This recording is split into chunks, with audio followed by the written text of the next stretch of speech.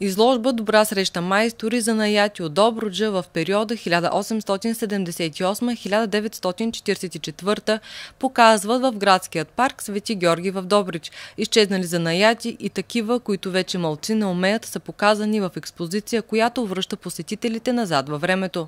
Подредбата е дело на отделите етнография и нова и най-нова история. Могат да бъдат видяни няколко от представителните занаяти, които сме подбрали да представим в изложбата.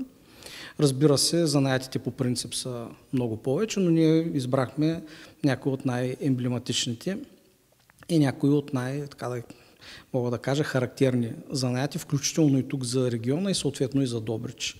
Като един от тях е, например, сакаджийството. Това е продажба на вода, нещо, което за днешните хора би изглеждало прекалено банално и прекалено делнично. Но назад във времето водата е била в изключително малки количества тук в Добрич. Съответно имало е недостиг, част от водата е била горчива и се е налагало да бъде продавана вода, донесена отвън.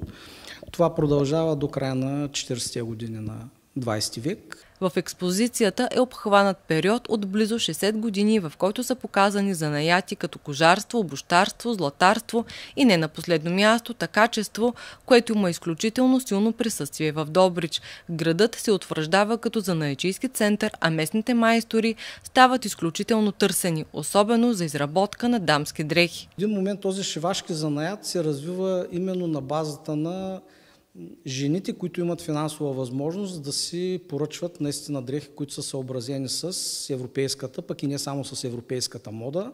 Към този момент вече започват тук шивачите да използват западни списания, съответно западни кройки. И в един момент тук в града си, специално в Добрич, се получава едно много специфично съчетание между типичния селски бит и съответно пък вече една градска мода, но която е на много високо ниво. Като казвам много високо ниво, тук се внасят машини от типа на Сингер, на Грицнер.